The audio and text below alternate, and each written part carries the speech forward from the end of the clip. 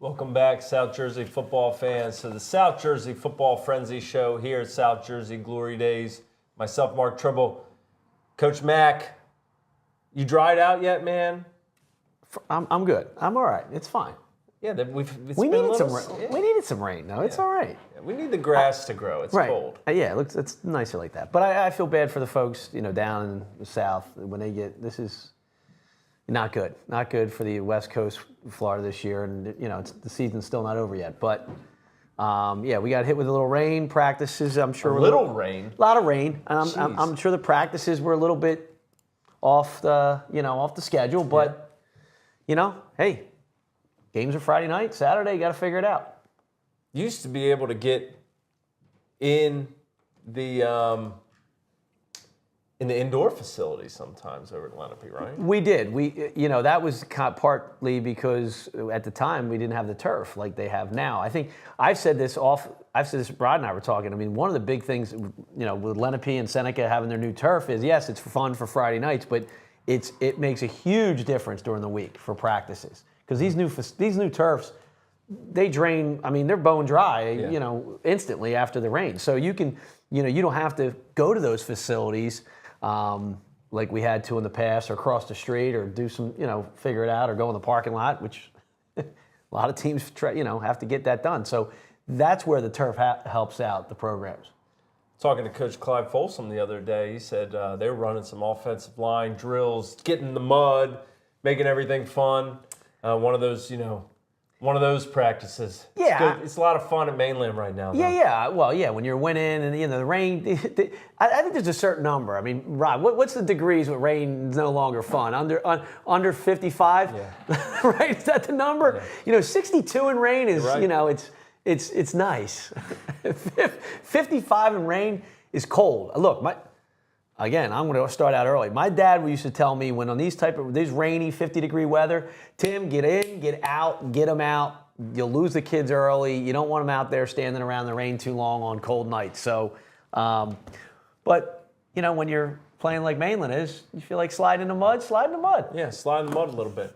I want to thank everybody for tuning in tonight, as always, and be sure to share the show out. We got a lot to talk about, as always. Also want to congratulate your Phils, Mac, on making the playoffs. Our Phils. Communal. Yeah, sure. I know Dwayne here is a Mets fan, but I'm glad you're in the chat anyway. 11 Dwayne. years. Yeah. They were the longest skid for 4 days after the Mariners clinched? Right. I mean, so now who has the longest one? That I don't know. I do know that, Anola pitched unbelievably the other night to clinch it. I know they look like they had a little bit too much fun Monday and Tuesday nights. They don't look like much of a baseball team these last 2 days, but it all restarts again on Friday. So, and the Eagles have the Cardinals. Kind of double bubble. Yeah, it's Cardinal week. Cardinal week, exactly. So, state bird of Virginia and also about 12 other states. Is it Cardinal? Yeah. Huh. All right, let's talk about some real stuff. And by real stuff, we mean football. Of course, that's why you're here. Thank you again. Let's go through some scores we had on Friday night. We're going to breeze through some of these, and then we're going to talk about a couple more in depth. And then I think we have a nod of the week somewhere in here. I think the next segment, we have a pretty good soapbox that talks about some important players that maybe don't get the credit they deserve. And we have a mighty big game of the week to preview here at the end, and some rankings that at this point it's getting messy. It's getting a lot messier. Even you and I are arguing with the rankings now. We're having it is what it is. Yeah. We got a lot. Dan, we saw the injury for your son in Syracuse. We hope everything in the recovery goes well. Christian, we're glad you're in here rooting on the Phillies. Bob, it was a pleasure to be at Paul to 6 on Friday night. And we have a LeMay, we have Gold, we got some, I know Lenape, talk about Red October. They're feeling like it's Lenape Red October. Wow, they got a shot in the arm, and they had a lot of good players, and then you throw in we'll talk about it, but Mr. Fleming to that. We'll talk about him. Yep. We're going to talk about him. But without further ado, let's roll through some of these last weekend. Overbrook beats Audubon 12-7. Maple Shade takes down Pemberton 21-7. Pennsauken throws up the donut against Delran, 38-0. Kingsway 35, Eastern 16. Holy Spirit keeps on rolling, 47-6 over Clearview. Palmyra 41, Cherry Hill East 8. Seneca remains unbeaten. Coach Fisher has it going with the Golden Eagles. They win 27-7 over Cherry Hill West. Holy Cross tops Princeton 22-14. Pleasantville sneaks by Bunin 21-20. Deptford rolls over Collingswood 46-15. Gloucester Catholic 28, Wildwood 0. Washington Township 35, Vineland 0. Paulsboro beats Pensgrove 28-7 on Saturday. Max, some of the games that we'll go into a little more detail. First off, Friday, St. Joe still grinding out wins, right? 21-14 over Cedar Creek. That game was moved up to the afternoon due to the weather that was coming through. Jimmy Mantuano, 12-19, 128 yards and 2 touchdowns. The second of which was to Ty Mercado in the last minute to win the game. Joey's doing what they're doing. Oakcrest this year, a team we're not as accustomed to doing what they've been doing. They get another win, 26-0 over school district rival Absegami. They had some nice powder blue uniforms. Saw them. You like them? Yeah. They remind you of the Phils in the 80s? A little bit. Manny Trio? Right? The Throwback Thursday? Yeah. Nice. Number 8, Trio. I love Trio. Yeah, I know you did. We were at Manny Trio Day together. Yeah, yeah, absolutely. Gave you tickets to that game. But the powder blues were pretty sweet. They say Mays Landing across the front. Speaking of, my whole family knows I have problems. Now all South Jersey's going to realize I got a lot of when it comes to the Phils. But go ahead. Cole Raring is in here. Cole used to work with Sully at 97.3 ESPN Radio, Atlantic City. Cole helped provide us with the video last week for our Knots of the Week. He's on Atlantic City staffs. Thank you so much, Cole. Caleb, good to see you in here. And Andrea, it was great meeting me Saturday. Andrea, I'm going to touch on Andrea when we get to that portion of what happened on Saturday, because it was pretty cool. And it was a first. It was nice to meet you. In the business, this is a tease. Yeah, you're going to want to hear about this. I know Hector's on here as well. Look at this, man. People are coming in here. They're tired of the rain. They're ready to talk some ball. We love it. So St. Joe and Oakcrest take care of business. Another powder blue team takes care of business. Highland. Suddenly now, we talked last week, a big spot for Coach Leary and company. They knocked Timber Creek from the ranks of the unbeaten, 19-14. Angelo Rodriguez, 27 carries, 123 yards.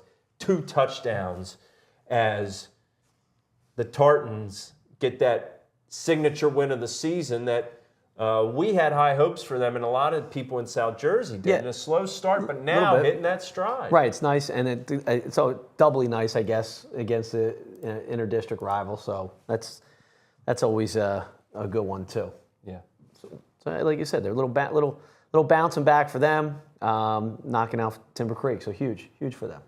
Chris in the comments, make sure we know that Highland's other rival, Triton, got the win, 21-16 against Northern Burlington last week. Shalleck 50, Lindenwold 0. Levi Feeney Childers gets the Golden Fedora. The Golden Fedora will continue to be mentioned on the show as long as it exists. Sentiments 21, Bordentown 7. The Buccos are still unbeaten. Jack Zarnowski, 2 rush touchdowns, and Eddie Davis with a knot, pick 6. Glassboro 14, Clayton 6, Amari Sabb 90 rushing yards, and a touchdown for the freshman phenom. Charles Graves, a receiving touchdown, just Sear Harden threw it to him. Middle Township 18-12 in an anchor bowl against Lower Cape May. This was a great game, back and forth, rivalry clash. Remy Rodriguez might be one of the better players at these small schools people don't know about. 190 rush yards and 2 touchdowns, Mac. It's a good day. It's absolutely a good day. We'll talk about it on my soapbox, but I'm noticing. Yeah. I'm noticing a lot of guys that score touchdowns and have yardage and throw passes and score them. I'm just wondering how they got to the end zone. I don't know if there's. No, it's a team game, man. Yeah. Well. Okay. Team game. We'll talk about it. One thing I learned about team games, Rod, from coaches such as Max, you don't throw teammates under the bus like he just did right there. No, it's not your fault. It's not, I get it. Speaking of skill players. I get how the box scores. I understand how the box scores work. That's right. So I'm going to get on mine and complain about it. I never took a call from somebody who said, hey, I want to tell you what the score was tonight. At that number you said, 856-486-2424. It said, our lineman had 6 pancakes tonight, too. Can you throw that in there? I don't know. That's probably how they got there, but I digress. You keep doing it. You keep. Mainland, 41, Bridgeton, 0. Another skill position player who deserves all the credit he gets, and so do the guys that block for him. Jabril Mace, 112 yards and 5 touchdowns. Burlington City, 34, New Egypt, 8. Aiden Shanzy, quarterback, throws 19 of 26 for 413 yards and 4 touchdowns. Aaron Young with 9 catches, 247 and 2 touchdowns. 413 yards it's one of the higher totals we've seen this year passing. No, I don't know if I'm doing the math here. What, 9, 20? Every time Mr. Young touched the ball, that was 25-ish yards, a touch. Yeah. Not bad. Speaking of not bad, Kion Barnes at Cumberland, they beat Pennsville 34-7. 293 rushing yards in that game from Barnes, 4 touchdowns, and that is a new school record for rushing yards in a game at the Colt Corral.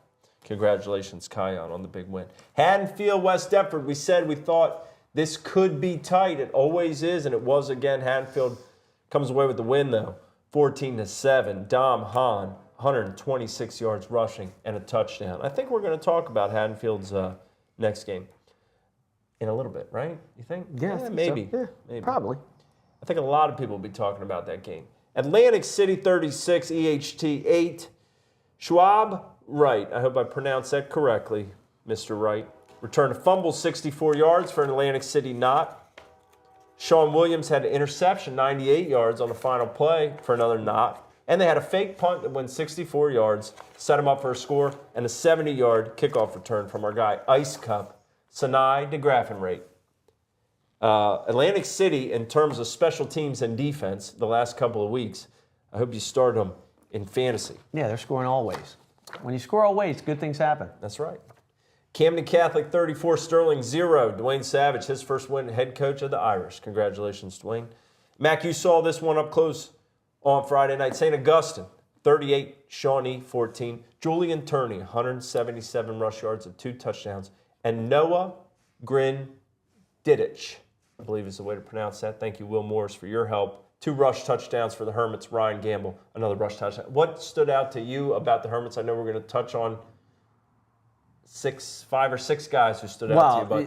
But I'm teasing you as we're reading off these box scores, but for the Augies, Kevin Quinn, Vince Isom, Asher Jenkins, Joe Teniglia, Ralph Ross III. Noah Cressman, Eddie Vincent. Mm-hmm. These guys, besides Eddie, all these guys wear 50s, 60s, and 70s. Yeah. And they were impressive. They dominated up front. You kind of knew going into this, if you know Coach Lancetta, with Augie having a couple losses. Yeah. And the way he writes his ship is he says we're going to just go downhill. Mm-hmm. As we talked about last show, run the runs.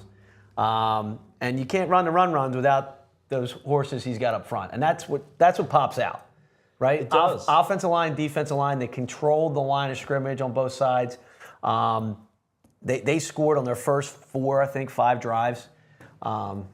They were just dominant up front. It reminds me a lot of when Chris Berman, I guess he's not doing it anymore. He used to be on, I don't know, maybe he is, but when he used to say in the middle of the season, slowly, the Hermits are circling the wagons. Every year, they circle the wagons this time of year. After that first 3 or 4 games offensively, it's like, guys, let's come back to the middle. Let's play right here behind the guys we got that are always bigger than the guys on the other side of the line. Yeah, I would think arguably they'd have the biggest size athletic offensive line in South Jersey. They just... I was on ground level walking to the stands, and I saw Coach Gallagher, longtime legendary coach of Sterling, and he and I looked at each other while his granddaughters cheers at Shawnee, and we kind of looked over at Augie getting ready, and they got some dudes up front. And when you got some guys up front, this game you can keep this game pretty simple if you want to. You can. the Eagles did that on Sunday, Mac. And speaking of that, I get to my seats on Sunday in the rain. We talked about it on the podcast. I had the poncho on. It was it was going to be quite an effort. And I get to the seats, and 2 rows in front of me is a father brings in his son. That father happened to be Coach Jim Rasso of Hamilton. And I know he enjoyed the offense from the Eagles on Sunday. Yeah, career day for Saunders. It was a Hamilton type of day, wasn't it? So Coach Rasso enjoyed that, and he also enjoyed Friday night as they beat RV 21-14. There's not a coach that they're lying to you if they're going to tell you they need to run the ball. Schools need to run the ball, right? I mean, I know listen, I get on my thing.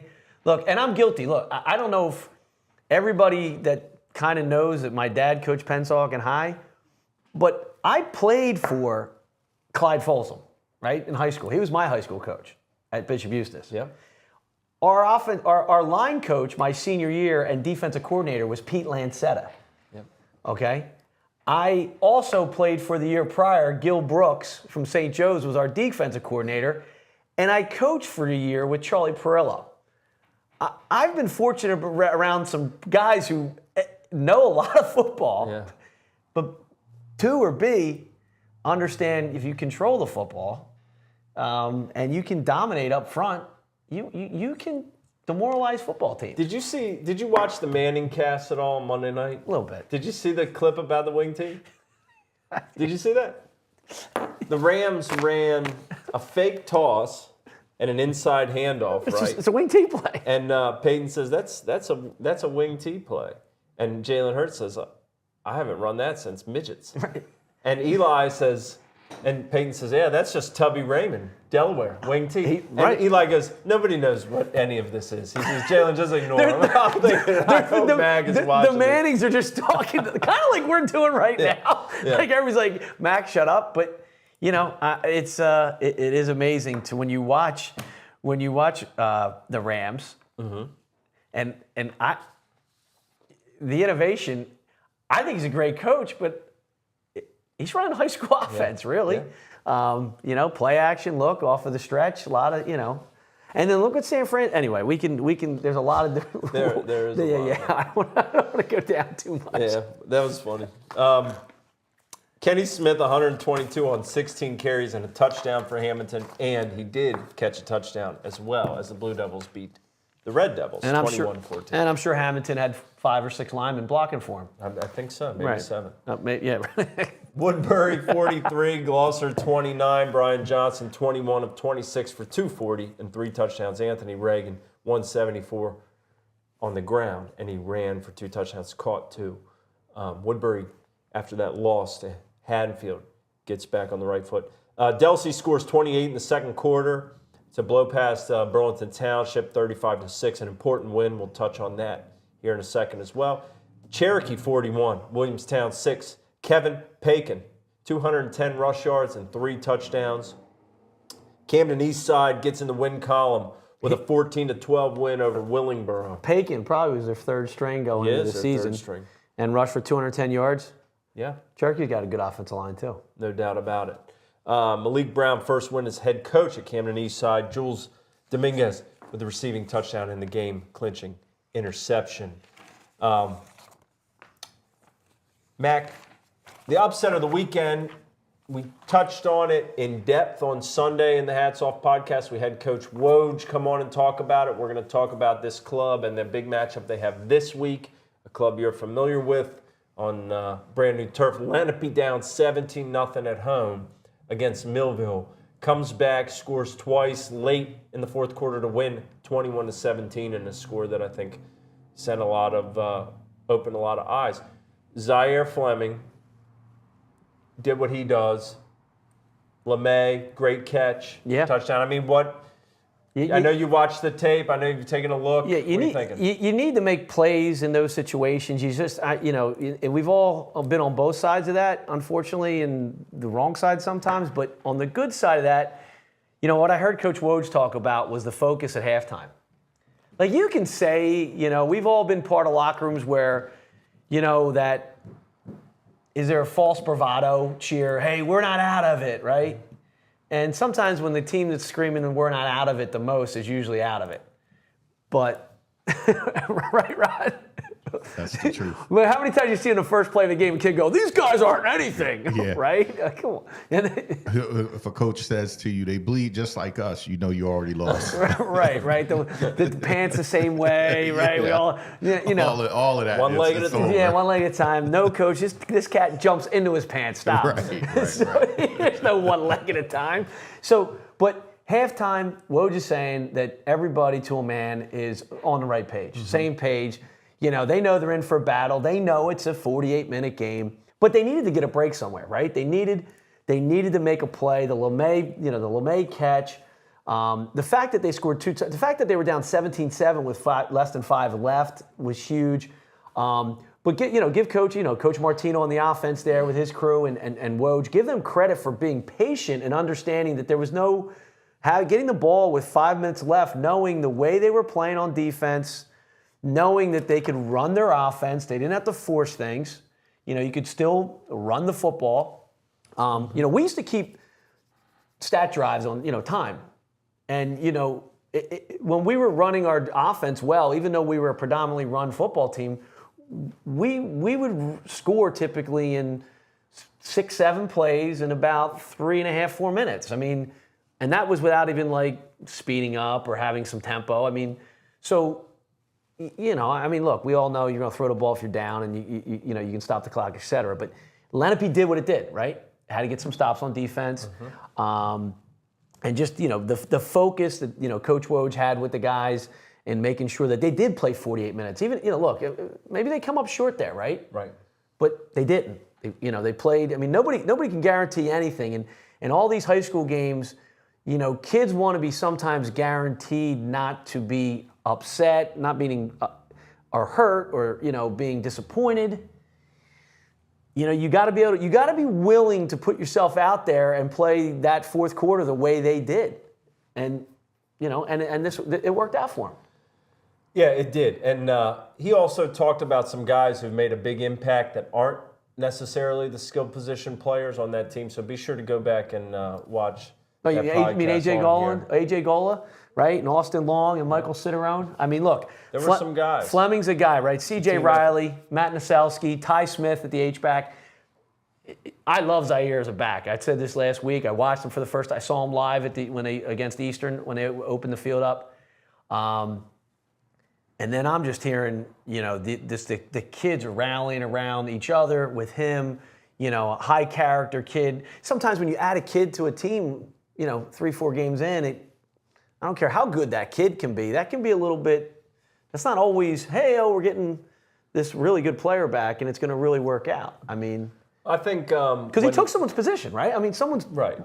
But when we were at Rutgers and we saw them lose to Wayne Valley, before the game, he was.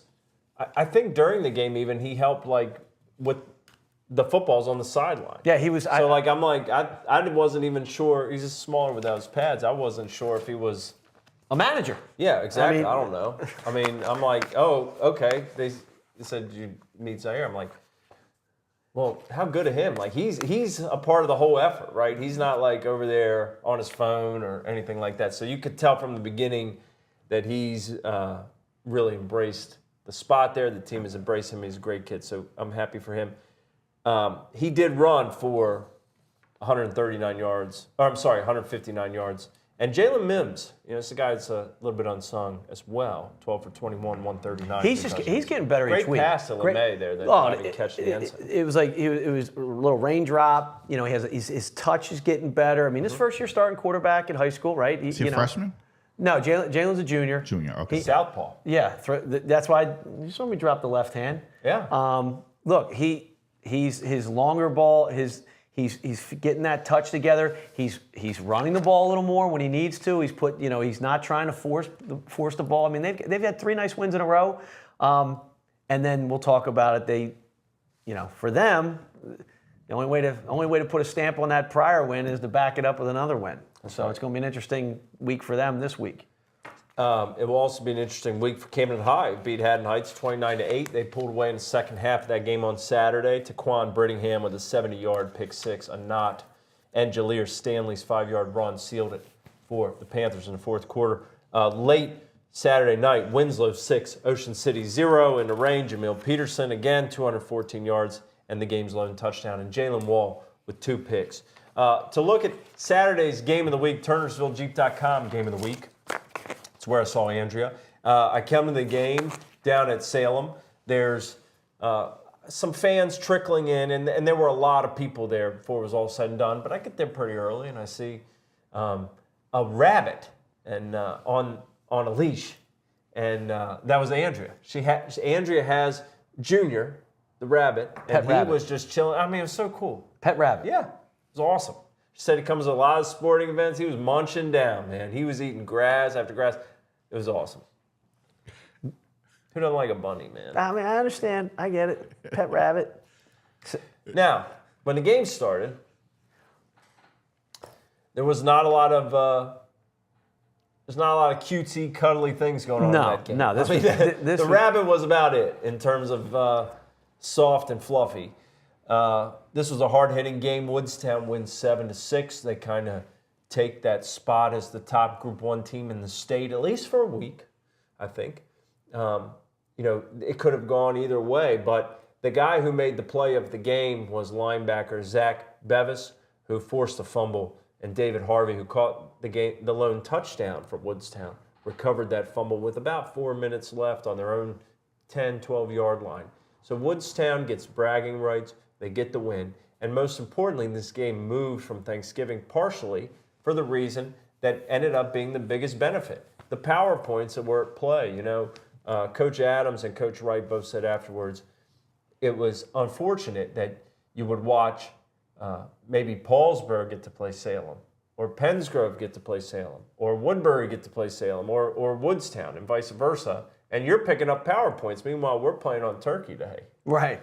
Yeah. We're not getting any of these points. And we know these teams are good. And now you're Woodstown, you say, see, we won that game. And right now, currently, they're number 1 in the bottom half of the state. And Salem lost that game, and they're number 3.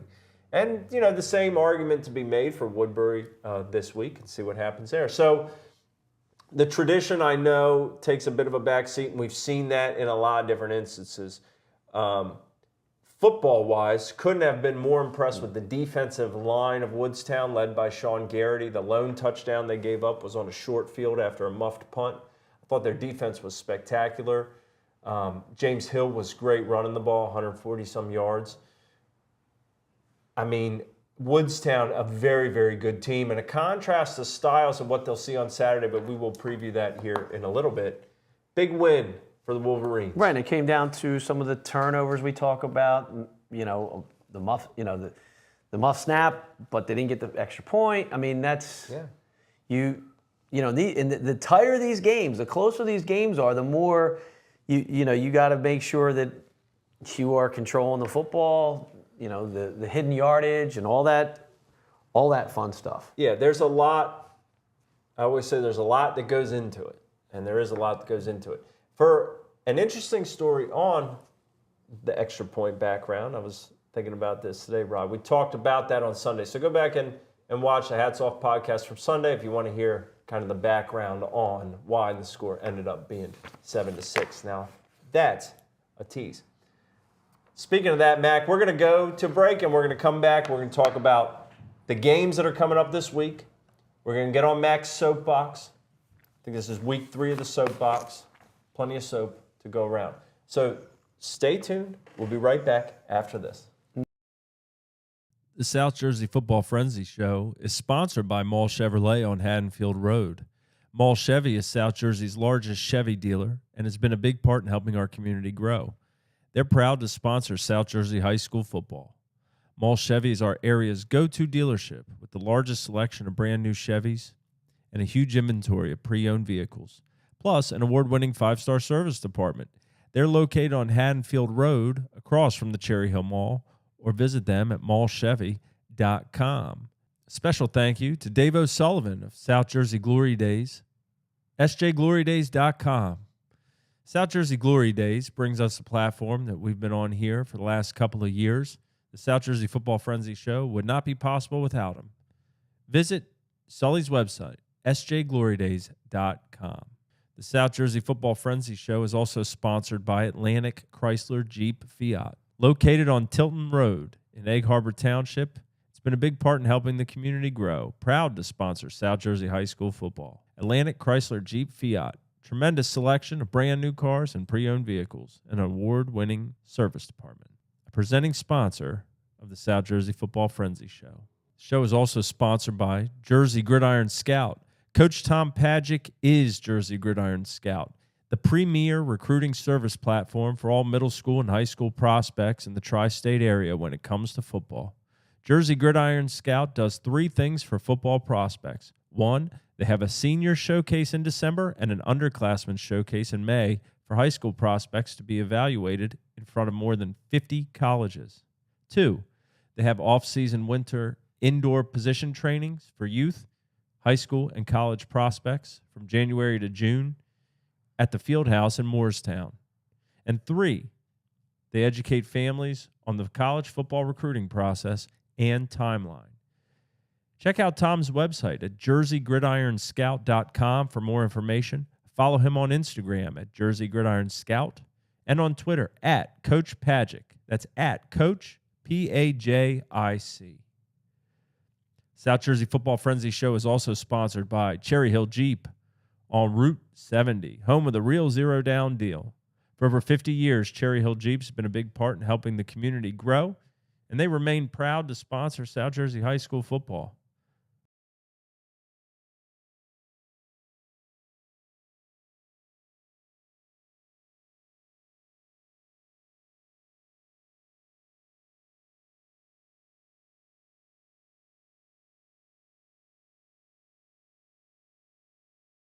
Welcome back, South Jersey football fans, to the South Jersey Football Frenzy Show.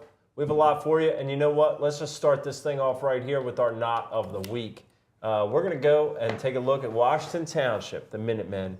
My guy, want to make sure I get this right. Thank you, Coach Schatzman, for sending this in. We got Deshaun Long, single high safety look here. Deshaun is the brother of Chris Long. Willingboro great. Went off to Rutgers. Look at that. Reads it, picks it, takes it from the DB. Whoop. High points. Whoop. Run it back one more time, Rod. Look at this thing in the beginning, Mac. You can see, look, back pedal, back pedal. All right, I know where he's going. I'm there. No, it's mine. Sorry to number 4. You know he's arguing about that on the sideline. Man, he took my interception. A couple nice moves. Yes, Congratulations. sir. That's good work. That's a good knot. We had some good submissions this week. It was a tough choice, but Deshaun Long gets the knot of the week. Something tells me Coach Schatzman's telling him next time, get to the sideline, get to the sideline, get to the sideline. See, the problem. Well, actually, you know what? I want to give a time. Can we run it back one more time? I said number 4 might have been upset, but if you watch the whole thing, upset. No, he's congratulations to number 4. He's high. He got his interception taken, and he's excited. And he's pumping both his fists well, at the end. His teammate scored a touchdown. Yeah, I mean they're both going up to the ball. Okay. Look, I'm in the action. Look, go. Then when he sees this, go. he goes. Yeah, he's going. Yep. Boom, boom, boom. Yeah. Let's go. Absolutely. I love it. High school football is what it's all about. The only reason we talk about getting to the sideline is because when you're a D-back in that situation, you don't know where the non-friendly fire is coming from. So you could get bit from anywhere. You've seen it, right? Like that big lineman come out and just boom. Yeah. So I mean, look, he probably plays. I'm sure Mr. Long plays receiver as well. So he's got some ball skills, obviously post catch. So he just does what he does. But a lot of those D-backs sometimes aren't playing a lot of, as they get older they get, they're not playing receiver every day, and they get, they just want to, they don't switch ball hands. They keep it in the, they keep it in their dominant hand, and just, we used to tell get to the corner, get to the sideline, get to the end zone, Don't be a hero laying blocks either. Just run. John Williams is number 4. He was a not submission not long ago, but John Williams. Great job. Both going up to get the ball. Good stuff. As Washington Township shuts out Vineland and wins. All right, Mac. Some big games next week. This week, let's start out 6 p.m. at Pensauken. I believe, Rod, is this Yes. going to be streamed? Yes. Streamed on D2 Sports Network. D2 Sports Network, 6 p.m. Pensauken High welcomes Willingboro. Burroughs lost its last two to St. Joe and Eastside by 9 combined points. They have been right there. The defense has played very well in those games. This is definitely Pensauken's tallest test so far. I know they came back and had that wild finish against Cherry Hill West in their opener, but other than that, this is the best team on the schedule. They're averaging 42.6 points per game, so they're beating teams you'd think they should beat, and they're putting up a lot of points. Code Red versus Willingboro. I think it'd be exciting. If I wasn't at a different game, I'd be tuned into D2 Sports Network. Yeah, absolutely. And you probably could do it with the phone, right, Rod? Most definitely. You can watch Yeah. on the sideline. I mean, right. All this technology now, right? Yeah. Following games, seeing what's up. Even I can do it. Like I'm like a commercial. Even Mac. Coach Mac can figure it out. Right. Well, Mac, if you're going to watch it on your phone, you'll be watching it from the next game we're going to talk about. That is Shawnee hosting Millville, 6 p.m. We talked last week about how the Hermits were coming to Medford with a foul mood. Yeah. And now I think the Bolts are coming with a foul mood, and so is Shawnee, right? Now this is... Shawnee's had 3 losses in a row. Millville's coming off a upset from Lenape. Shawnee's looking to right the ship, and and then Millville wants to get it back right. So it's going to be a interesting outcome because both teams are good. Yeah. Both teams are good. Sure. Break. Possible playoff preview. Yeah, I mean, Group 4. until the Algie game, Shawnee's other 2 losses, the Lenape Interdistrict and Cherokee, were 1-score games. They were, excuse me, they didn't lose to Lenape. Cherokee and what was their other loss? Winslow. I'm sorry, at Winslow. So, they were 1-score games. So, that type of. They're in the games. They just gotta, if you're on the Shawnee side, you gotta take control of the game, and again, you gotta be physical. Millville's gonna come in a little bit of a chip after that loss on Friday night. Yeah, 2 teams that need to get in the win column for different reasons, right? I think Shawnee, because the snowball just can't keep rolling, right? And for Millville to get the taste out of their mouth last week before then the next thing you know, that's in a snowball. And that's the thing about these divisions. It can pile up on you quickly. Well, that's it's interesting when you're talking about when you live in a community and you got, some people grab me at the Wawa as they say, Mac, what's wrong? I'm like, what do you mean what's wrong? We're playing the top teams in South Jersey. Like that conference, when you're playing the Augies and the Cherokees and the Winslows and the Lenapes, week in and week out, Millville plays them too. I mean, you look at teams that have 2-3 losses that are just going through a juggernaut, and they make you battle-tested playoffs. We know, but it can wear on you. Yeah. It can wear on you. It's it is a balance, right? You have to, you want to get off that snide, so to speak. I think it affects. I don't want to go too deep in this. We got a lot to talk about. Maybe this is a different topic for a different day. But I think it does affect how you approach a season, too, as a coach, where you say before, you might have 3 games you think this is, here, like the old adage used to be, here's 3 you got, here's 3 you might not got, and here's 3 that are a toss-up. You need to get those 3 in the middle. Right. That's how you kind of go through and circle it. But now that it's every week, I don't think you can. I think you have to be forward thinking enough of how do you keep guys on the same page? How do you keep guys healthy? How do you keep for the playoff run? And not necessarily to say, guys, like, we might be 0-3, but that's okay. Right. Like, we're not, we want to win every game. Right. We're playing football. We're football coaches. But if you're Lenape and you lose those first 2, if you're going nuts over losing those first 2, you might not be in the position you're in now. I mean, it is a marathon, especially when you're playing week after week after week after week, these tough teams. You can't put too much on one game. You have to know we got to be there at the end. We need to be hitting our stride as we go into the playoffs, not in week 2. Right. Different show, different topic on how many of these, how packed do you want your schedule? That's a whole other. Right. Sure. For instance, Williamstown, a young team, has some talented players. They're in that division. They want to be in that division, and good on them. They've had a lot of success over the past, decade. This year, they're young. Right, now Augie's coming in. They're going to play St. Augustine on 6 p.m. Right, on Friday night, and they've struggled this year. So one's trending up, one's trending down. We'll see what happens. St. Joe at Ocean City at 6 p.m., 2 old Cal rivals. St. Joe's defense, they're sticking in games. They're winning. Like Max says, I'd rather win ugly than lose pretty. They're winning by whatever means necessary. They go to Ocean City, who fell just short in the rain at Winslow, 6-0. Another team that hangs its hat on defense. So Winslow hangs its hat on defense and running the football, right? Yeah. With the Peterson. So Ocean City's going to be able to tackle. For Winslow not to put up a ton of points. Again, the old Cal rival, as you said. So another tough battle. Timber Creek at Hamilton at 6 p.m., a big one for their division. Creek beat RV a few weeks ago. That was one of our games of the week. RV was undefeated at the time. It looked like these 3 were going to be the teams in the division that would decide it. When Creek beat RV, now suddenly RV is having that snowball of we need to get back in the win column. They lost to Hamilton by 7 last week. Hamilton avoided that last week, right?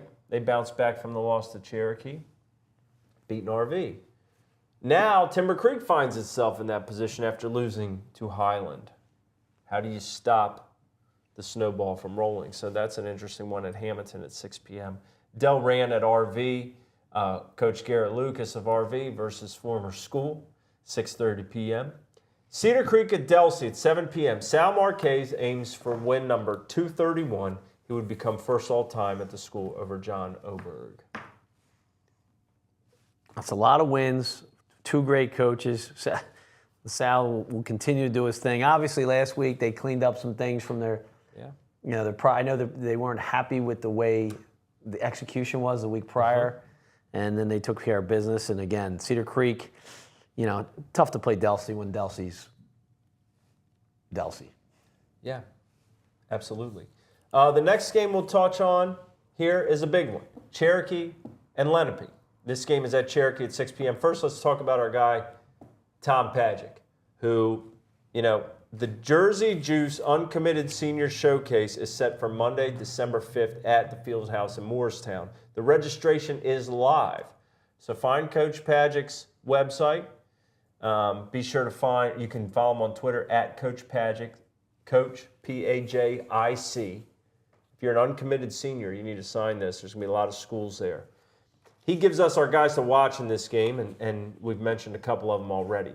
Junior Kevin Pakin, 5'9", 160-pound running back, hits the hole hard, man. He ran for 229 and 3 touchdowns last week as they beat Williamstown.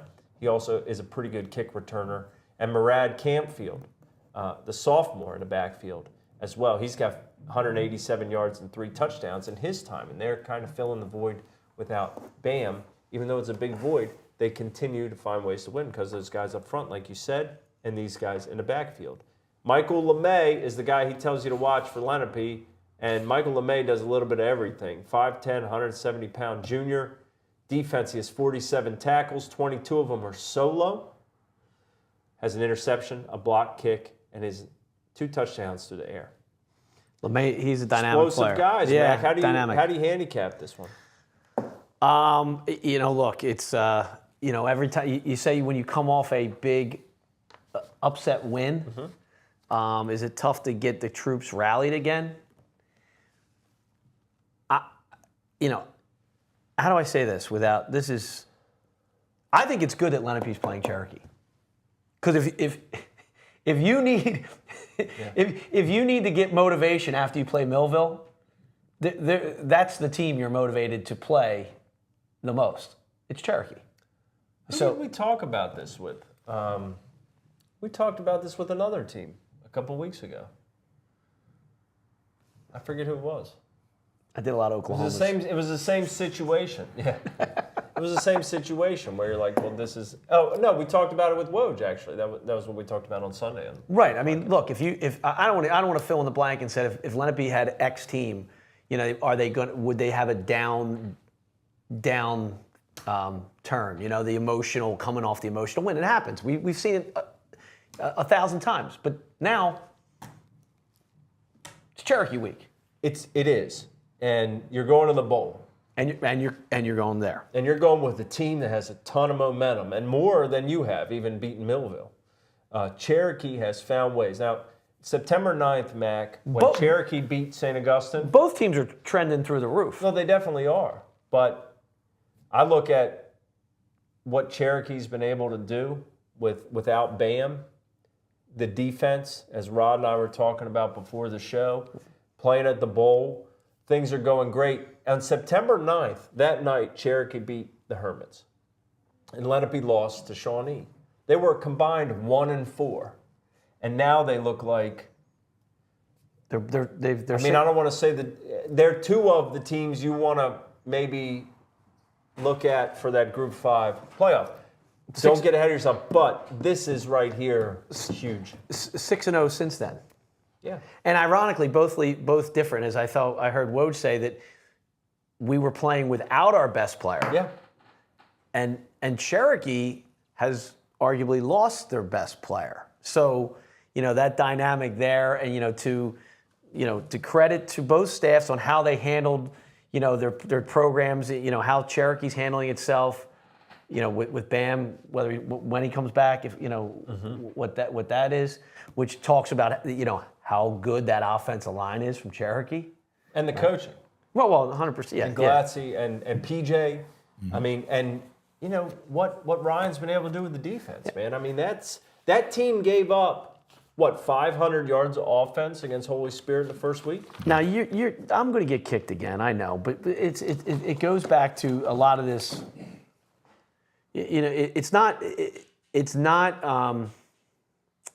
The fact that Lenape and Cherokee slow started is not a surprise to me, considering how short a time they had to prep for the season. Well, that's true, but Shawnee didn't slow start, and they have the same amount of time. It's the same school district. I know, but 2 out of the 3. Seneca's undefeated. Yeah, they are. A different competition, but same school district. I understand. And they had a loaded front, right? I mean, Shawnee played Northern Burlington and East Side, a shorthanded East Side team at home. Right. Lenape played Wayne Valley, who we saw very good. I don't know if Wayne Valley's lost yet. And Shawnee, who's good. Right. Cherokee comes out with Holy Spirit, and then on a short week, they played on Sunday. Then they come back, they have to play Hamilton. Right. Who is, it's tough to prepare the difference between Holy Spirit and Hamilton on a short week. Right. But what I mean is they come back now, whatever the problems were in the beginning, you're looking at, I think that's a huge point that you said. You lose Bam, and as tough as that is, you're cobbling it together, and then Lenape, on the other hand, gets their guy in, which is the position Cherokee will be in soon. Well, I think it's just a testament to how well the coaches adjust, right? You guys said it with Cherokee losing Bam. I think early in the season they were kind of, it's Bam's senior year. He's the big man on campus. We're going to ride him, 100%. And maybe that hurt them a little bit early in the season, having that mentality. And now once he goes down, okay, we got to adjust. We have to find different ways to make this thing work. And then as far as Woj goes, over at Lenape, they didn't have their best guy. So it's like, okay, we got to get creative. How can we, manufacture some points? And now you sprinkle in the best guy in the backfield with them. Right. Now they're able to just work. But I just think it's a testament. It's two different things that happen to both programs, but both coaches adjusted very well. Right. I mean, Cherokee wasn't tackling all that well the first couple weeks. No, they weren't. They would be the first ones to tell you that it wasn't a typical Cherokee tackling team the game or two against Spirit and against Hamilton. Yes. That has seemed to have righted itself. Yeah. and Rod, to your point, Lenape on that younger side, even though they didn't win the games without Fleming, they were, still saying, okay, they were in games, and they were. Well, the Wayne Valley game, they really should. They felt like they'd let it get away, and I think we both agree they did. Yes. I mean that game was. I wasn't at the Shawnee game, but those games happen. They do. Yeah. But when you can say, guys, we're this close, and now number 8's in the backfield, and he's more than just this, right? We go from this close to having him. Guys, let's keep going the way we are, and now we got this. On the other side for Cherokee to say,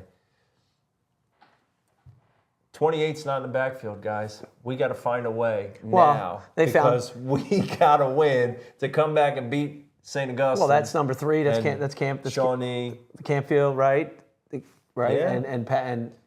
Paikin, 17. I mean, those kids come in and, with the offensive line of Cherokee and the Glatzy and PJ keeping it simple, right? Cherokee football. Right? Cherokee football. Cherokee football. There's a reason at this point in the season and beyond, every year, we're talking about those orange helmets. Cherokee football is starting to even look more back to the future. I mean, Bender's under center, man. I used to say, well, Cherokee's running spread, but they're doing the same thing up here.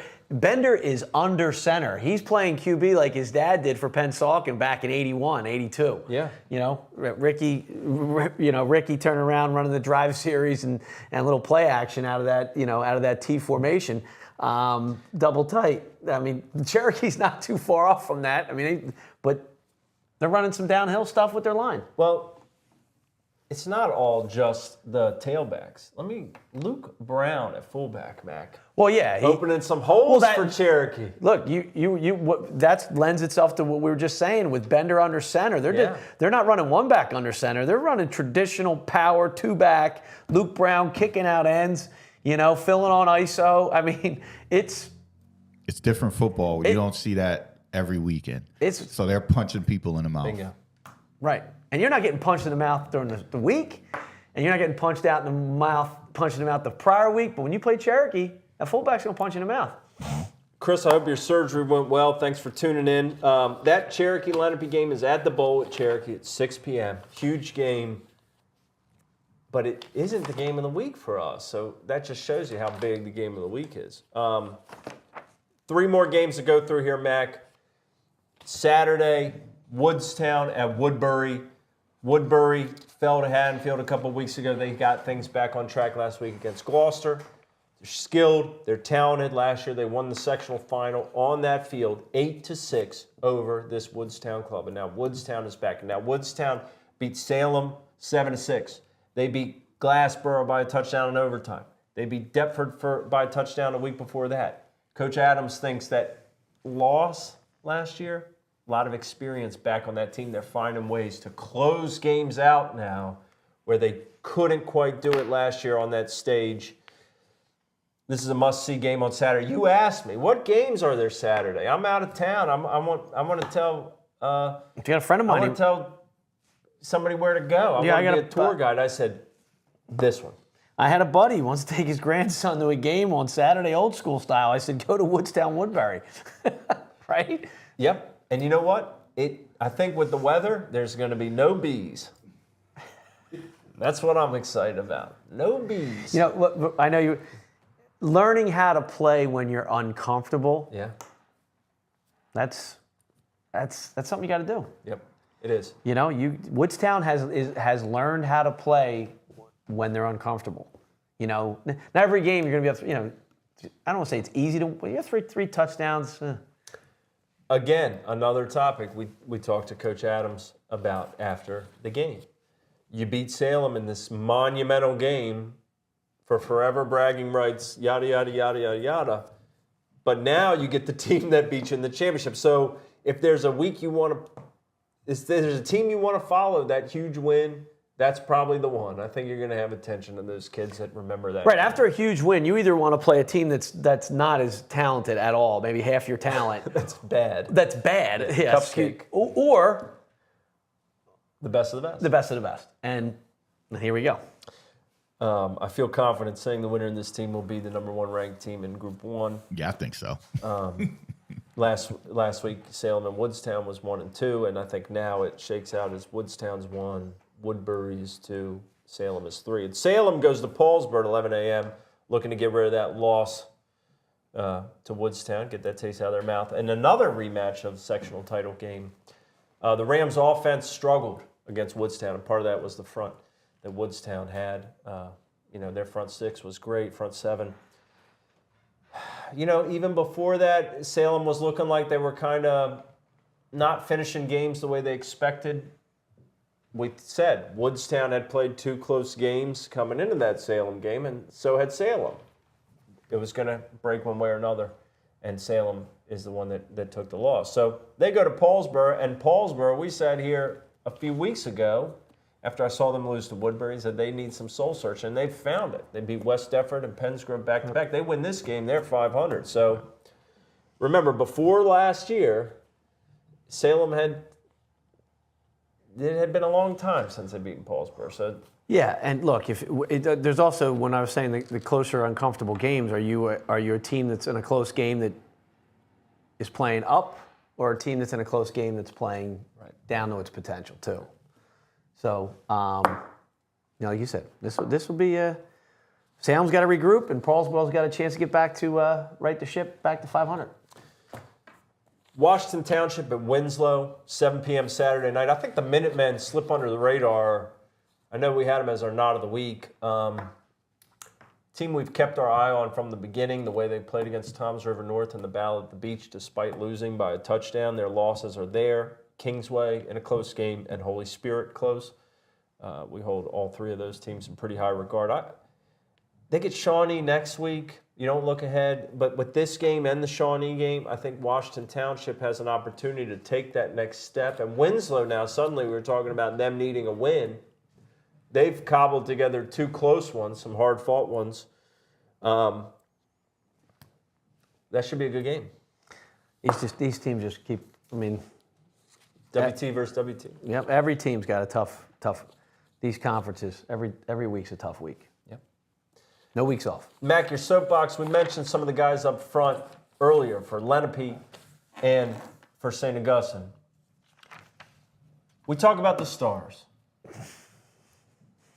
We talk about the stars, and by we, I mean myself. And there's 2 teams specifically, other than the 2 you mentioned earlier, I know we want to shout out. So first, for all the talk I give mainland running back Jabril Mace, who am I not mentioning on that mainland Well, team? you're not mentioning Nate Wagner, Dan DeFeo, Paul Lombardo, Jack Hines, Nick Temick, and Jack Veneman.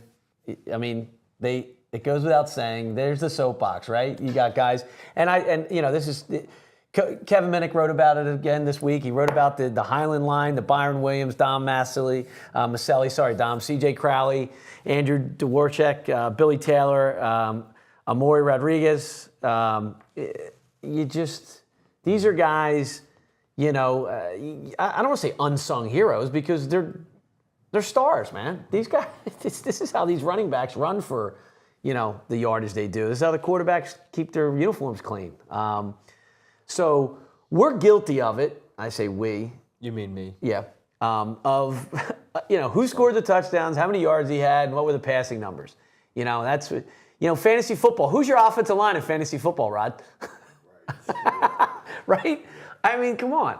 We talk, and so guess what, lineman? Here's what we're going to do. We got to say, look, for every time we mention a running back, we got to mention a lineman. So, coaches, when you tell me John Smith has 22 carries for 155 yards, I want to hear about. I want to hear who was your center that week, or who had the best week on the O-line. And for Highland, you get the CJ Crowley up front, son of Chris Crowley, and Chris Crowley's nephew, and so CJ's cousin is Dom Maselli, who plays next to him on the line. So they've got familiarity there coming up from when they were kids. This is the tightest room, as they say in sports. Yeah. The offensive line room. This. There's no I want the ball. Let's pass. Let's run. These guys are the most unselfish winners on the team. Right. I go back to, man. People say, everybody talks about Matt LaJoy and JoJo and, and those guys. And Yeah. Aaron Acosta. I mean, Yeah. it started, ended. It was our team. Anybody inside our building knew the team ran through Aaron Acosta, now Captain Amarist. Yeah. So, if you get a guy who can take care of, on the offense and defensive line, these guys are usually the quiet leaders. Some of them aren't. So, at the end of the day, that's what wins football games. The big guys up front make it possible for everybody else. There's never been a championship team with a flat-out awful offensive line. I'll say this: they're probably the most athletic guys on the field. They got To be able to get in the stands, get up, pull around, Yeah. Well, I love the offensive line. I love them too.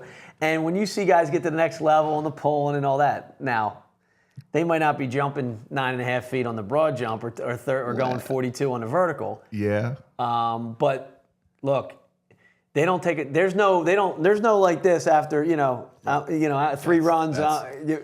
Nobody's tapping out as a guard. Like, all right, give me.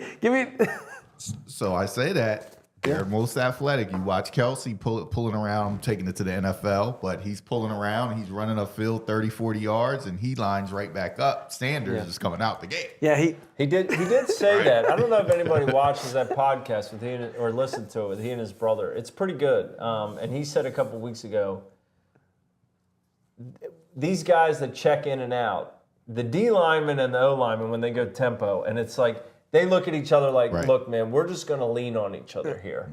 Like we don't. And then, but the D line can sub in. Well, they sub. That's what makes. You look at the Birds this year. I mean, they're subbing in Jordan Davis, who's the biggest guy you're going to face just for certain downs, like in the red zone. Right. And the center's got to be like, What the? I can't leave. Jordan's playing 20. I'm tired. Jordan's playing 25. I'm ready for action. Just whoosh. Kelsey's playing how many? 65 snaps a game, 75 snaps a game. all of them. Well, yeah. 75 snaps, and Jordan Davis is playing 25. Even like a high end, D end that's never leaves the game is not playing every snap on defense. Exactly. Where Kelsey's playing every snap of every play. So these offensive linemen, and I'm going to tell you, I don't know, I don't have an asterisk next to them, but probably half of them play defense as well. Right. Playing D-line, we just, they're just the bodies. You need the bodies. Yeah. So these are the lunch pail kids, I'll say, but they're just, they're the guys getting it. And like I said, tightest room. They have each other's backs, man. 2 things I want to mention. The first is a couple weeks ago, I know we mentioned how you needed that first win to be playoff eligible. Someone pointed out to me you actually need 2 wins to qualify for the playoffs, so I want to correct that. Also, I didn't touch on this in the first segment, but the vote that we had last week sent me to Paul VI. They beat Morristown 20-0 in that game. I was very impressed, and especially with one of these big guys up front. Mo Keishan. Sophomore. Is a sophomore, 2-year starter, both sides of the ball for Paul VI, and he was, I thought, the best player defensively that they had. So big shout out to him. Block punt? Star player. Block punt? Block punt. He was everywhere. A guy that, you look, he's already a 2-year starter, so really, really impressive. And a really, really nice kid. True 15-year-old, started as a 13-year-old on both sides of the line for Paul VI last year. That's crazy. Yeah. And really, really terrific player. Stay right there. There is a giant game of the week we're going to talk about. We're going to look at the bloody mess that is our best 11 rankings, and we're going to somehow plead with you guys to just be patient as the year goes on. We're going to be right back after this to talk about all those things. So stay tuned. The South Jersey Football Frenzy Show is sponsored by TurnersvilleJeep.com on Route 42 in Turnersville. Turnersville Jeep is proud to sponsor South Jersey High School football. TurnersvilleJeep.com has a huge inventory of Jeeps, Chryslers, Dodges, and Ram trucks, all brand new. They also have a ton of pre-owned vehicles, plus an award-winning 5-star service department. Drive a little and save a lot at TurnersvilleJeep.com. They're located on Route 42 in Turnersville, or visit turnersvillejeep.com. The show is also sponsored by the West Jersey Football Coaches Association, established to promote, improve, and unite football in South Jersey. In less than 2 years, the association has created the Battle at the Beach and has dedicated itself to helping others. The association has donated more than $20,000 to date to provide scholarships and help those in need. South Jersey, let me tell you about my friends over at SRA Home Products, who also sponsor the show. SRA has been building sunrooms, pergolas, and patio covers for over 25 years. They have built more than 9,000 projects in the Delaware Valley. I've had the opportunity to be around owner Mike Fody, and I have nothing but the best things to say about Mike and his crew. SRA is a gold-accredited member of the Better Business Bureau under the elite provider status with Home Advisor, and they've racked up numerous Best of South Jersey awards in the past.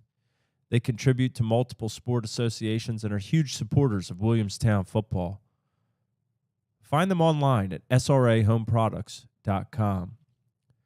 Thank you to our sponsor, Ricky Moriello at Remax Community. If you or someone you know is looking for real estate in South Jersey, find Ricky and reach out to him. He's helped us bring this show to you each week for the last couple of years. We can't be more grateful for that. He knows where to find your real estate. Give him a ring at 609-352-9476. The South Jersey Football Frenzy Show is also sponsored by Cherry Hill Kia and Cherry Hill Mitsubishi on Route 70.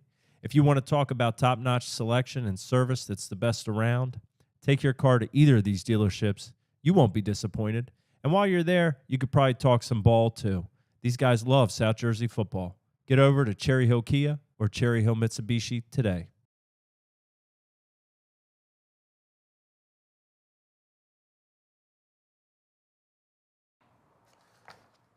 South Jersey Football Frenzy Show Game of the Week is sponsored by Cherry Hill Dodge Chrysler Jeep Ram.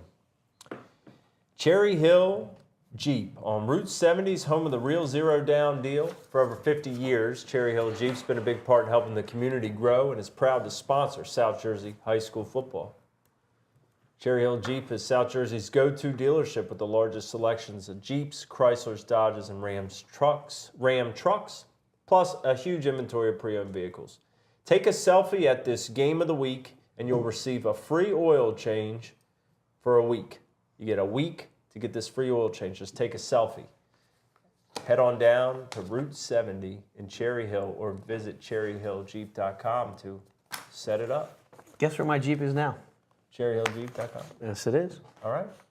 Game of the Week, guys. It's a big one. It was circled a long time ago when we found out these teams were going to play. And I think at first we thought they might be in the same grouping. It could be a playoff preview, but it's not going to be. As one is in Group 3 and the other is in Group 2. Camden High heads over to Haddonfield, 7 p.m. on Friday night. Coach Hinson brings the Panthers in. They have not lost in the state. Haddonfield has not lost at all. They're one of 6 unbeatens we have. I believe it's Haddonfield, Woodstown, Pensauken. Who else we got Seneca. in here? Seneca, Cinnaminson. I'm missing one. Woodstown. Delsey. Delsey. Delsey. That's it. That's the 6 unbeatens we have in South Jersey. We lost 2 last week as Timber Creek fell and Lower Cape May fell. So Camden High, Deontay Ruffin at quarterback, Haddonfield, Declan McCarthy at quarterback. I think quarterbacks are going to play a huge role in this game, Mac. I really do. I think it's both of them have put up big numbers. They got pass-happy offenses. I know the defenses are going to show up. Offensive lines are going to block. Offensive lines are going to block. No, you got both teams with outstanding quarterbacks. And, again, making a play, whether that by feet or by the big ball. Both staffs, prime staffs, both staffs have been in the hugest. A lot of championships. Yeah, a lot of biggest of the biggest. Coach Hintz and Coach Delano. So, this is going to be a goodie. And, it's going to be, it'll be interesting to see how they field out of, that first quarter. Will there be the shortened field scoop score play that kind of makes a difference. The mistake, who flinches first type thing, or you see a shootout? I don't know. I don't know if I see. I don't know.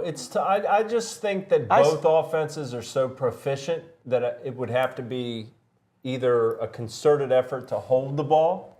I see or turnovers, but I see for it to not be high scoring. Well, I see like a 24-17 job, 24-14 thing. I mean, I think it's gonna be a one-score game, so but probably nobody. I don't think anybody's scoring more than 3 or 4 touchdowns. But I could be wrong in a shootout style. But both teams have. I don't see Hintz's defense giving up more than 3 scores. Well, I kind of feel the same way for Haddonfield. That's what I mean. No, that's what I'm saying. So it is tough to call how this thing will go. Field position, turnovers. We always say that about the big ones. It's going to be dry. Hidden yardage. Right? Hidden yardage. What I like about this matchup, and I think if we look back at the Delsey-Kingsway matchup as well, this one is similar to it in my viewpoint in that I think this game is going to make both teams better for the long run, right? Like, they're not going to meet up in the playoffs. But out of this, I think Haddonfield's going to say, we're not going to play a team better than Camden High in our playoffs.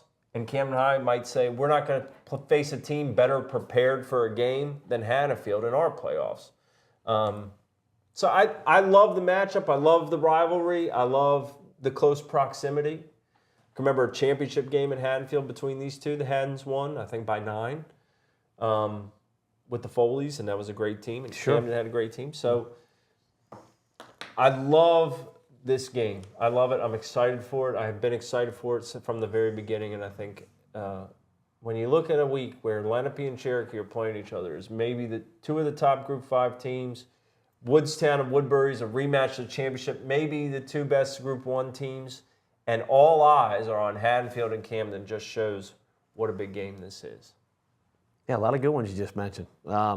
Good spot for both of these teams, right? As you said, they're not going to face each other in the playoffs. It's a little bit of kind of can see who we are, and at Haddonfield, it'll kicking game type stuff. I mean, I keep saying, punt the ball, flip the field, make a team go 85. It's tough to go 80 in this game. So, I mean, especially against teams that are well prepared on defense. McCarthy and Ruffin, it's not as tough to go 80 sometimes. You got good defenses on the other side. Yeah, you do. I mean, McCarthy and Ruffin are good football players, but it's just, but you got teams that can smack each other defensively. Yeah. I think last week both teams, you're kind of looking at the scores, right? You don't ever want to look ahead, but Camden High and Haddon Heights, it's close at halftime. I think Haddonfield was losing to West Deptford at halftime or somewhere close to that. Both got their bearings and finished it off. So I think it'll be a really, really fun game. That is the Cherry Hill Dodge Game of the Week at 7 p.m. Friday night at Haddonfield. All right. Let's see what's left of the best 11 rankings. Obviously, we have a shakeup when 2 of our top 4 teams lost, and those 2 teams were Millville and Salem. Pensauken fans, Pensauken's undefeated. Pensauken fans, you can thank Woodstown for knocking you out. We apologize. We know you won. You're right there. Number 11 is Salem. We got some Pensauken friends at Cherry Hill Jeep. Yeah. Chris Keener, if you're watching this, I'm sorry. Number 11, we have Salem. Oh, I'm sorry. Number 11, we have Winslow. Apologize. I read that wrong. Winslow, still winning. Winning ugly, but winning. Again, that's what's important. Big one this weekend with Washington Township. And number 10, we have Salem. Correct? Okay. Yes. Salem at number 10. These graphics are great. Thank you, Rod. Salem. Salem drops. They had a tough loss to our now. Yeah, our number 9 team, Yeah. which is Woodstown. Woodstown at number 9. Haddonfield at number 8. Haddon's got by West Deptford. Have Camden High in the Game of the Week Friday night. Number 7, Millville. Bolts fall from number 1 to number 7 after that loss to number 6, Lenape. Have them jumping in there. I think you look at the way they've played here in recent weeks after that slow start. They did lose to Shawnee as their only in-area loss, but Shawnee now has looks like a different team than it did when they played Lenape. When you make honestly. these things, are you? I mean, I'm not asking you. This is a hypothetical. Is it a snapshot or is it a movie? Right? Snapshot teams are different than movie teams, right? Lenape's movie didn't start out well, but their snapshot, just like Cherokee's. Whereas, and then we've talked about off camera, the scheduling of different teams, and have to come up with a couple more bumps. It's an imperfect science, and especially in a year like this, the goal is always to get it right at the end, right? Like that's all anybody asks, is to try to get it as close to right as we can in the end. Because of the way the divisions are and the ebbs and flows, it can be difficult to say this is our main criteria. Because if you say it's just one criteria, the next thing you know, you look at your list and you're like, well, we're failing even that criteria, right? But we're doing the best we can, and we got a long ways to go yet. So Lenape's at number 6. At number 5, we have Holy Spirit. They rolled over Clearview last week. And at number 4, we have St. Joe. Still just keeps on finding a way to win. Number 3, the Chiefs, who head to... No. Or they head home. Head home, Lenape's. Lenape. So 6 Lenape's going to 3 Cherokee. Mm-hmm. Number 2 is hosting the game of the week in Camden. 2's hosting 8. 2's hosting 8. And number 1, Delsey. Have not lost a regular season game in quite some time. I don't think Coach Sal Marquez goes for the all-time wins record at Delsey on Friday night as they welcome Cedar Creek. And Cedar Creek, another team looking for that signature win, almost had it against St. Joe, fell short. Almost had it against Salem, fell short. I know Amber's in here. She says they got a lot of talent. They got a lot of players. Friday night is a big opportunity for Cedar Creek again. And it's at Delsey? Yes. And Sal would have the all-time, he passes John Oberg with the win? Yeah. I mean, we talk about tough schedules, man. Cedar Creek plays Cedar everybody. Creek. Wow. They just went down to Salem, like you said. They had St. Joe's. Now they back at Delsey. Right. Kind of tough. But a team that's playing these teams right there, a team like Willingboro, right? Willingboro and Cedar Creek are both playing real close, and can you get that one, Well, that's you're one spark. Look, you're a Can't coach. start a fire without sparks. No. I said that once. The Springsteen? So when you were right? The boss. So when you're in the room with your kids, My kids? the film room, showing the film to your kids and saying your players and saying, yo, this team's 0 such and such, or they're 1 in this, and they're not that. I mean, they are. Who was the old? No, not in high school. Not Jersey high school. You're not what your record says you're not you are. Bill Parcells. You're not what your record says you are, because there's not. You're playing a different load of teams. So when teams are coming in that are good football teams that have lost some games to some really good football teams, it's you got to be prepared every week. Yeah. You do. You got to be anyway, but now more than now with the way the schedules are set up, it's crazy. It is.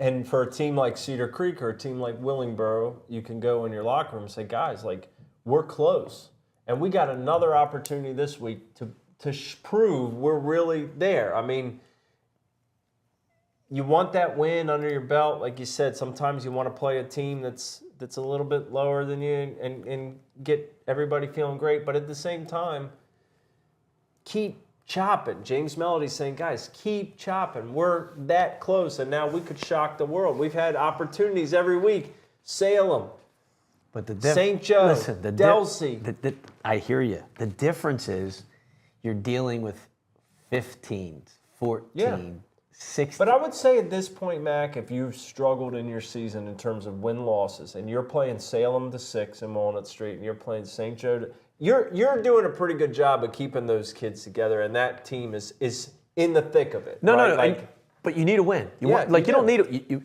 You want to win. Yeah, I was going to say the same thing that you just said. I was going to get to that. the 15 and 16-year-olds. So from a coaching perspective, Coach, how would you address that? I mean, you have so many teams in South Jersey that have 1 or 2 wins. Yeah. Like, how do you address that? How do you, like, what's the angle that you would play? Well, the good news is now, more than ever, kids know about other teams, right? Like, before you only knew about I'm talking 20, 30 years, you only knew who you knew your backyard, the mall games, right? We joke about. Yep. But, you're at some point, it's that coaches that's Sal's having a different message to his 5 and 6-0 team. Yeah, we got to tweak this. We got to tweak that. That 0-6 team, you got to keep grinding them, or that 1-win team. But you got to remind them, guys, we're a good football team, right? We're playing a tough schedule.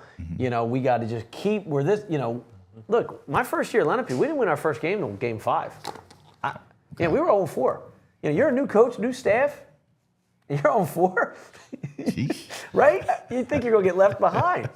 So, you just got to. Saying fire that guy. Right, you got to keep. I can guarantee you somebody was screaming. He got to go. This guy. He ain't his old man. Get rid of him. My dad would get Rod. My dad, when he would lose 2 games, you'd hear from the stands walking. Wow. He's a bum. I'm like, Dad, aren't you guys 8-2 right now? There's a funny story. Years ago, when Clyde first started at West Deptford, someone came up to his wife in the stands and with the kids and asked her to sign a petition to get rid of the coach. Yeah.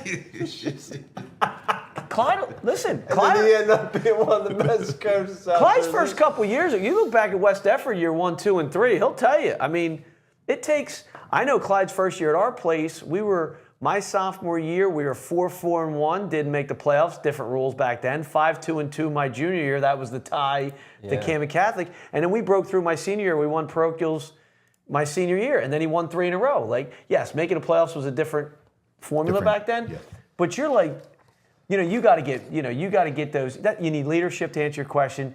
You need the kids got to know, and you got to be fair too. Are you leaving the field with the best effort you can put out there? And if that's happening, right. I mean, that's if there were a way to do it, these guys would pop in the film of the team we always talk about. I just pulled it up. The 2018 Shawnee Renegades. They were 3 and 6, Yep. 3 and 7, Something like that. Yeah. They were 3 and 6, and then they won the whole thing. The whole and shebang. they lost.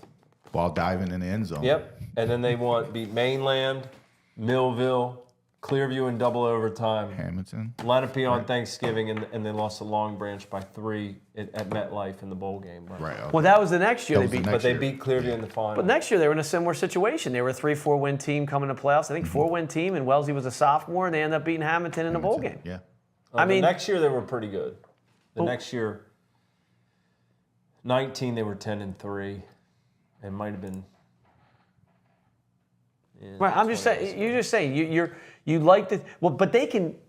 Coach Gush, you can go into the trophy case and show the kids the sectional title that they won, right? I mean, that's real there. Like when you're talking to another team that hadn't gone through that type of history, it's tough. It's tough in those rooms. Football practices, I tell them, they're hard. It's long hours. You're preparing a lot for a little.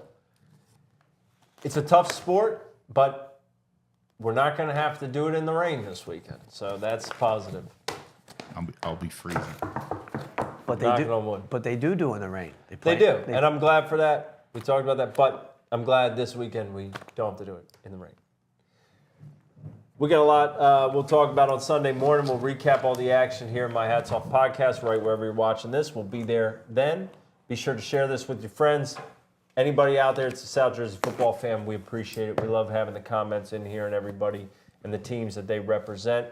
And go out there and enjoy your Fridays and Saturdays out of the football field. Special shout out to Rod Self, who joins us always at D2 Sports Network. He will have the Willingboro-Pensauken game at 6 p.m.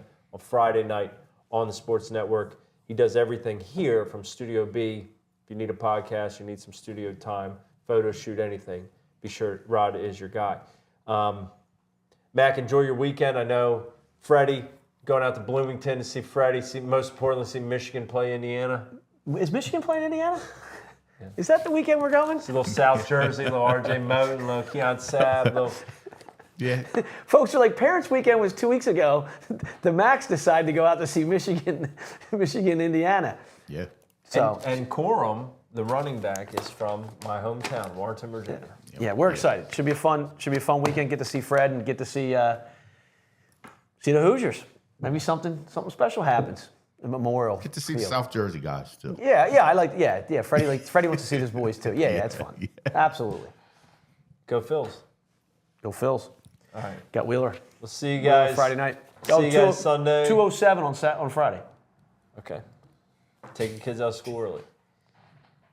We'll see you guys next week. Talk football, not baseball, I promise. We'll weave it in.